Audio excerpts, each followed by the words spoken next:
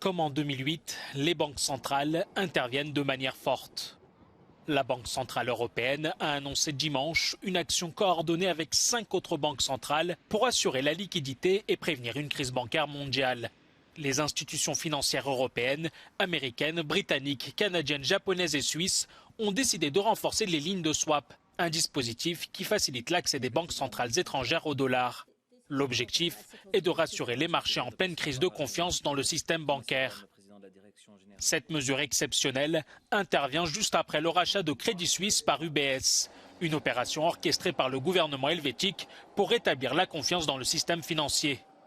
Le rachat de Crédit Suisse pour plus de 3 milliards d'euros va donner naissance à un géant bancaire sans précédent dans l'histoire de la Suisse.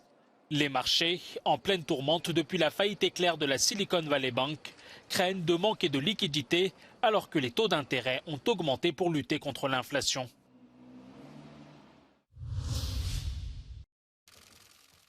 Le président sortant du Monténégro, Milo Djukanovic, affrontera au second tour de l'élection présidentielle un jeune économiste pro-européen, Jakov Milatovic. Selon un sondage de sortie des urnes diffusé après le premier tour dimanche soir, ce dernier est crédité de 29% des voix contre 35% pour l'actuel chef de l'État. Cette élection se joue après des mois de blocage et de crise politique. Le second tour aura lieu le 2 avril prochain. Dakle, tu je ozbiljna prednost u odnosu na drugog kandidata sa kojim ću se takmičiti u drugom krugu, ali nije to samo razlog zadovoljstva i optimizma, nego i jasno prepoznavanje određenih rezervoara biračke podrške koji nisu aktivirani u prvom krugu. Son rival affiche sa confiance. Ovo je zajednička pobjeda. Oni koji su u prethodnih 30 godina bili diskriminisani, čija su djeca napustili Crnu Goru trbuhom za kruhom, koji nisu imali pravdu, koji su bili siromašni. Ovo je zajednička pobjeda lijepe, bolje, pravednije. Le chef de l'État sortant est au pouvoir depuis près de 30 ans, un règne entaché par des accusations de corruption. Son parti, le DPS, avait été battu aux législatives de 2020, mais depuis aucun camp politique ne parvient à bâtir une majorité stable. Des législatives anticipées sont prévues mi-juin. Le Grand Prix du documentaire de création. Après 10 jours de projection de films documentaires et fiction, le Festival du film et forum sur les droits humains de Genève a rendu son verdict. Et c'est le film arménien Aurora Sunrise qui remporte le Grand Prix du documentaire de création. C'est l'histoire d'Aurora, une jeune femme rescapée du génocide et qui va connaître le succès à Hollywood. Le film décrit son parcours qui l'a mené de Turquie aux États-Unis.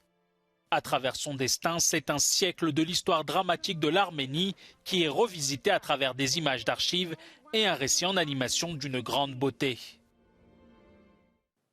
Le prix Gilda Vieira de Mello est revenu à Colette et Justin du franco-congolais Alain Kassanda. Le film raconte l'histoire de ses grands-parents qui ont connu la colonisation et la décolonisation, puis l'émigration. Le réalisateur utilise leurs témoignages en les croisant et en les questionnant à partir des images d'archives des Belges. Une des raisons pour laquelle j'ai fait ce film, c'est que je voulais aussi me réapproprier la narration.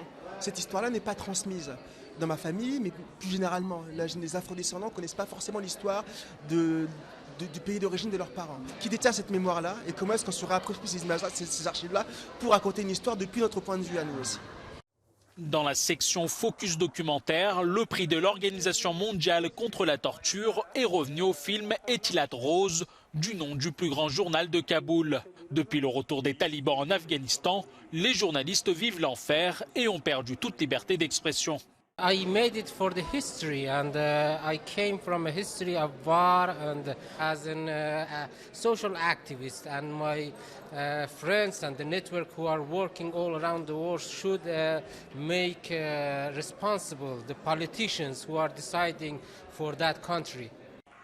Ce festival permet de réunir l'artistique et le politique en mettant en lumière les droits humains bafoués à travers le monde.